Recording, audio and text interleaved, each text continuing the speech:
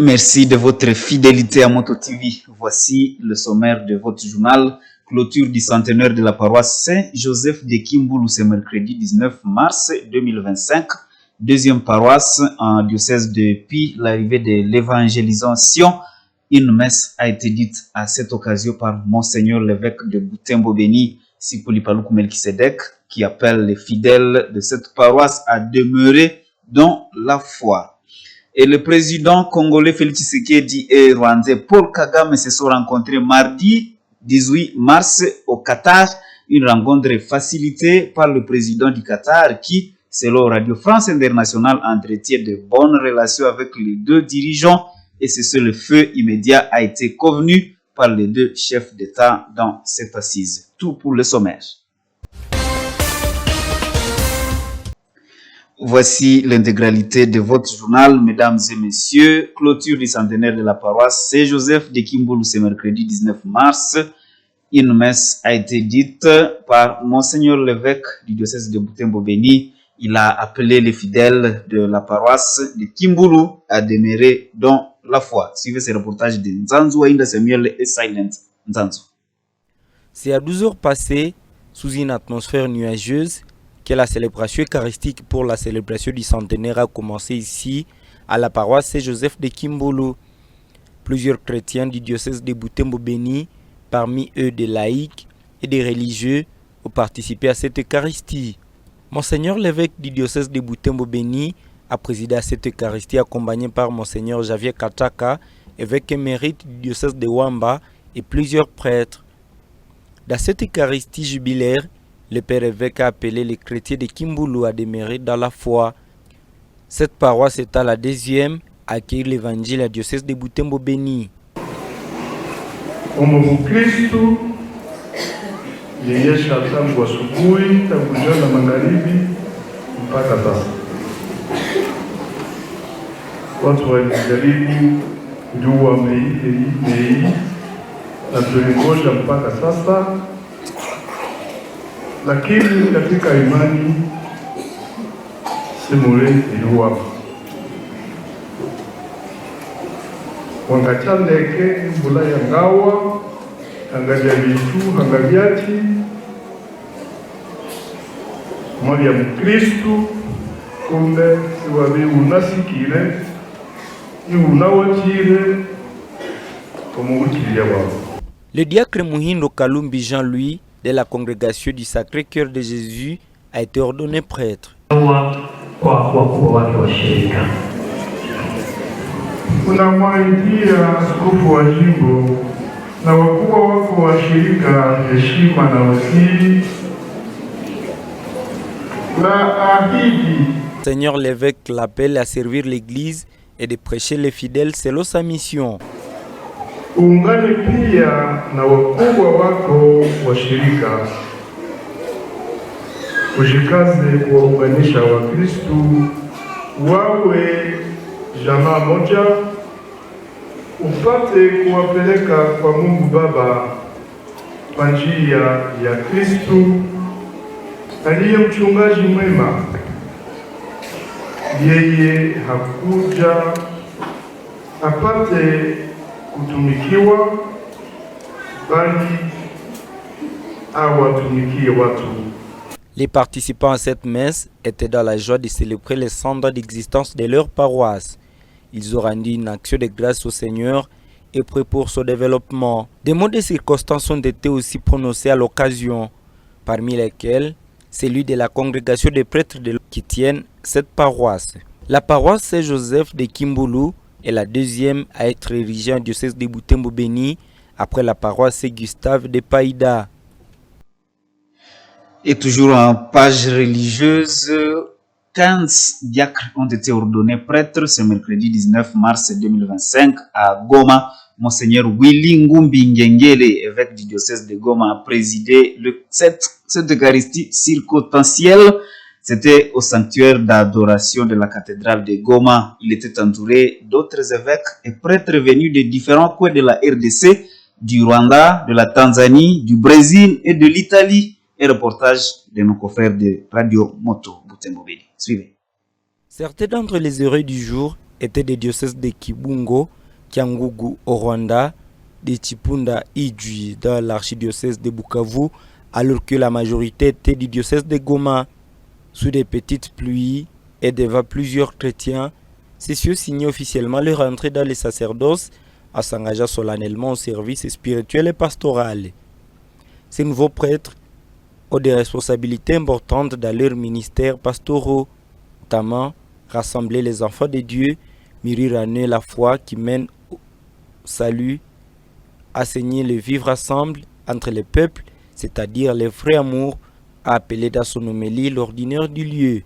Avant d'imposer les mains à ces nouveaux serviteurs de l'Église, Monseigneur Willingu Mbingengele a rappelé la prière et la bonne conduite comme source par excellence de la réussite. Sans beaucoup de détails et en souhaitant la voie politique diplomatique pour la résolution du conflit qui déchire l'Est du pays, Monseigneur a également parlé de la situation sécuritaire, humanitaire, économique et sociale chaotique qui touche les quotidiens des chrétiens. Elle nécessite l'attention particulière des autorités à tous les niveaux, a-t-il insisté. Le pasteur de l'église de Goma a mis par cette occasion l'accent sur la valeur d'assister les démunis très nombreux dans la ville de Goma et ses environs, et plus particulièrement les épouses et enfants des militaires FARDC. Une délégation de l'administration locale actuelle a pris part à cette cérémonie d'ordination, mais n'a pas pris de parole.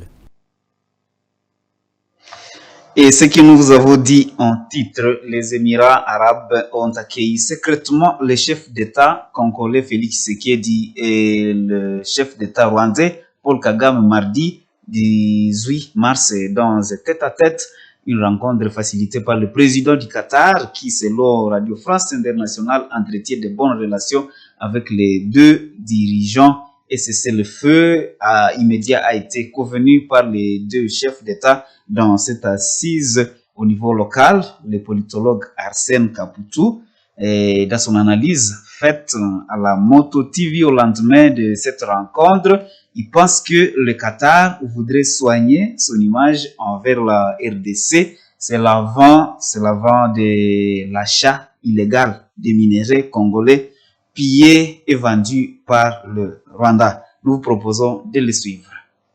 Parce que le Rwanda, comme État, a déjà été sanctionné sur la scène internationale. Et les sanctions viennent de l'Occident. Donc là, je vois l'Union européenne, il y a aussi les États-Unis qui ont déjà sanctionné certains animateurs, certains militaires rwandais. Cette Union européenne et les États-Unis ont aussi sanctionné certains membres du mouvement du 23 mars. Ce qui fait que les budgets déjà du Rwanda commencent à avoir des secousses. C'est la raison pour laquelle les Moyen-Orient, qui ne s'est pas encore imposé pour sanctionner les Rwandais, restent donc le partenaire fiable pour permettre au Rwanda encore d'avoir des moyens à vue d'investir. Mais aussi, au même moment, l'M23 va subir déjà des secousses parce qu'on est en train de nous couper les ailes.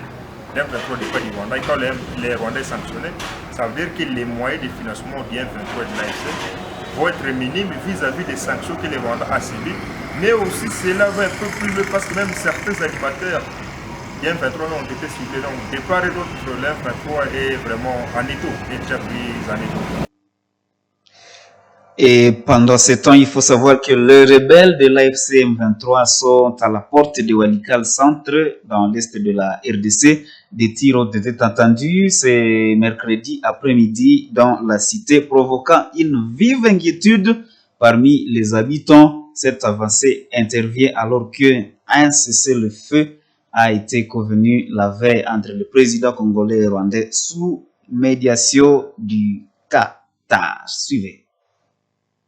Selon plusieurs sources locales, les rebelles ont dépassé les positions de l'armée congolaise et se trouvent désormais à Mubanda, à environ 4 km de Walikale Centre.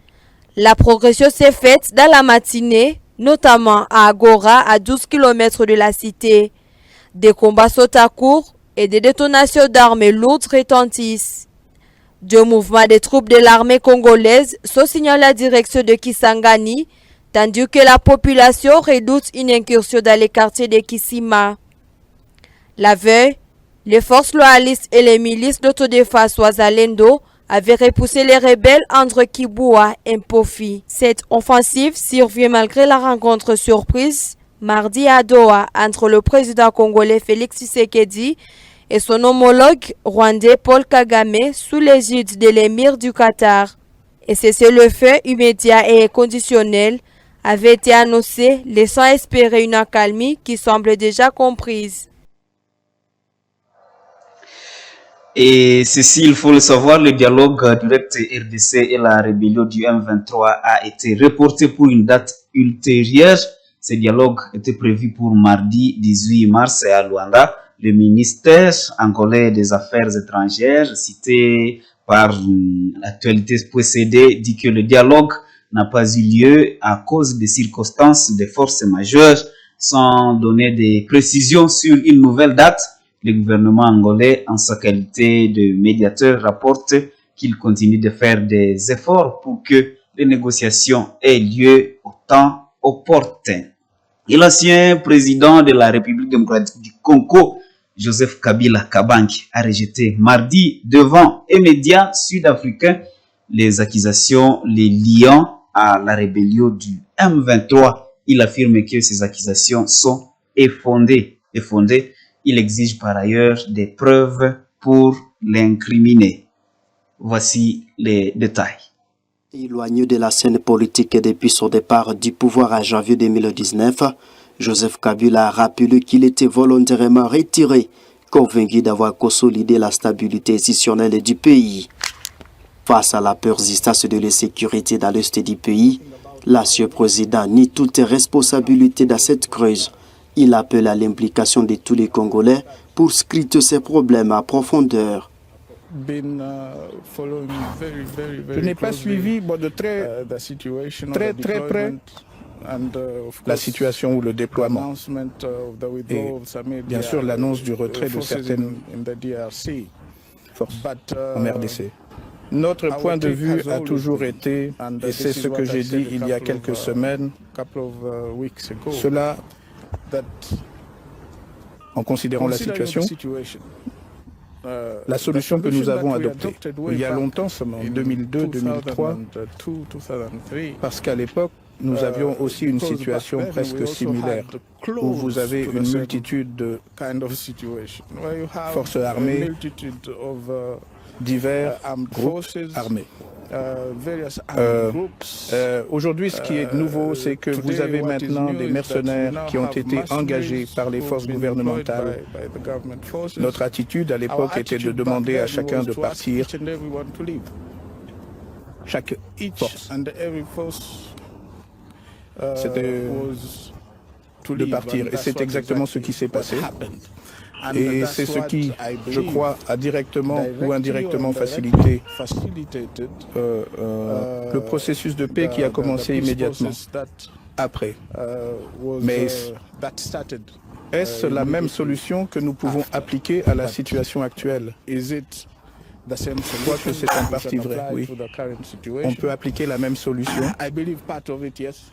Mais en considérant que le problème est beaucoup plus profond que ce que tout le monde le pense, vous devez vous plonger dans les dynamiques internes de ce qui se passe au Congo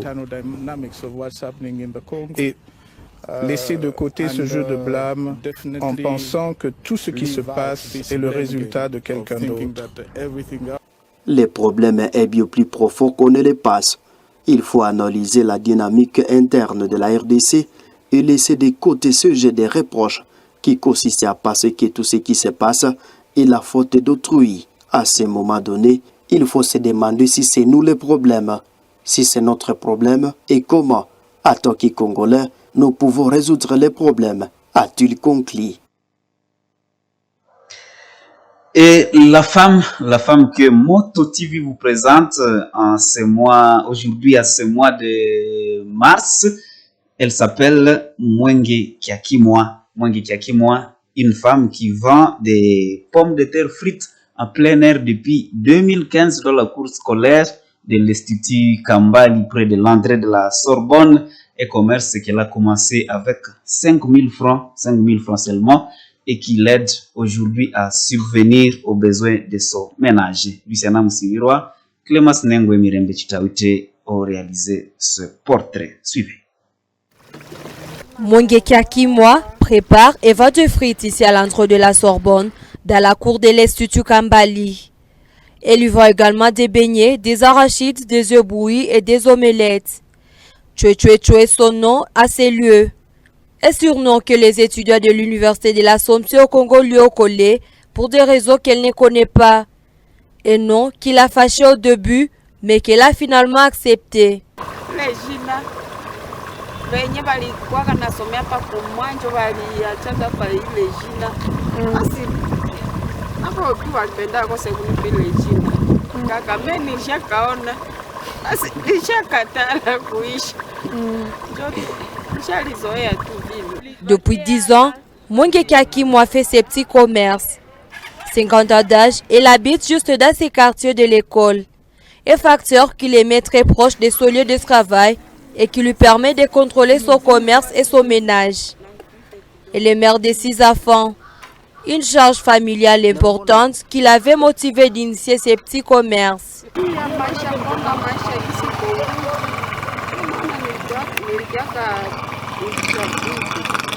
Des étudiants, des élèves, des enseignants, des ouvriers, des pensants et des habitants de son quartier constituent sa clientèle. Ses clients la préfèrent pour son humour.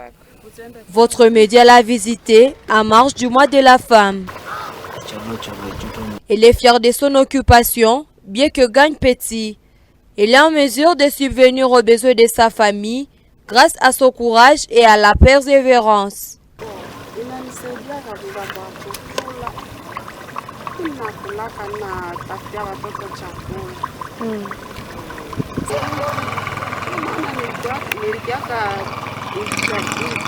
Une cause suffisante pour elle d'encourager d'autres femmes à faire comme elle pour assurer leur autonomie.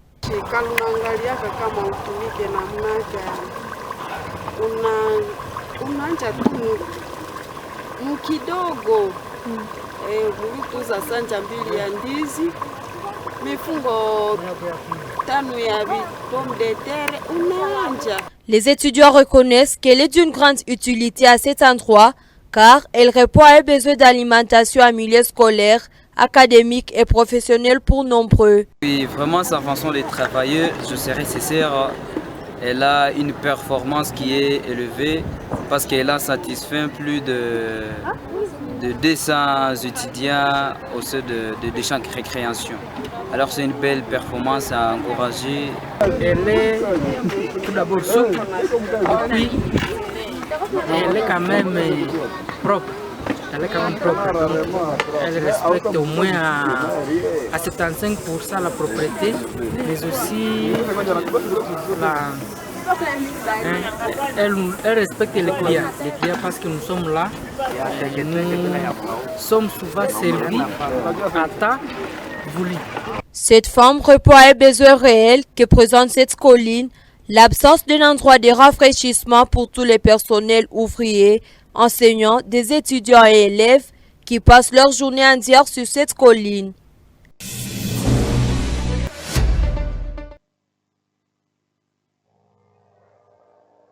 Et en sport, mesdames et messieurs, la sélection congolaise est désormais au complet à Kinshasa après l'arrivée des derniers joueurs. L'équipe se prépare pour le match de qualification à la Coupe du Monde 2026. 2 joueurs ont déclaré forfait et ont été remplacés subitement. Récit avec Eugénie Moussebero. L'effectif des Léopards est au grand complet après l'arrivée lundi soir de Chancel Mbemba, Dimitri Berthaud, Simon Banza et Cédric Bakambu. Ces derniers viennent renforcer un groupe qui se prépare pour les 2 rencontres importantes de cette trêve internationale. La RDC affrontera le Soudan du Sud le 21 mars à Kinshasa, puis se déplacera en Mauritanie pour le second match prévu le 25 mars. Toutefois, l'équipe dirigée par Sébastien Desabres devra composer avec 2 absences. Blessé depuis le 14 février, Gédéon Kaloulou Lorient est forfait pour cette trêve internationale. Il sera remplacé par Brian Bayeye, défenseur évoluant à Serbie, à Radnik Nice. De ce côté, Axel Twensembe, touché lui aussi, sa place sera remplacée par Jérémy Ngakia de Watford. Mesdames et messieurs, voilà ce qui met fin à cette édition du journal sur Moto TV. Merci à vous qui l'avez attentivement suivi. Au revoir et bonne suite de temps chez vous.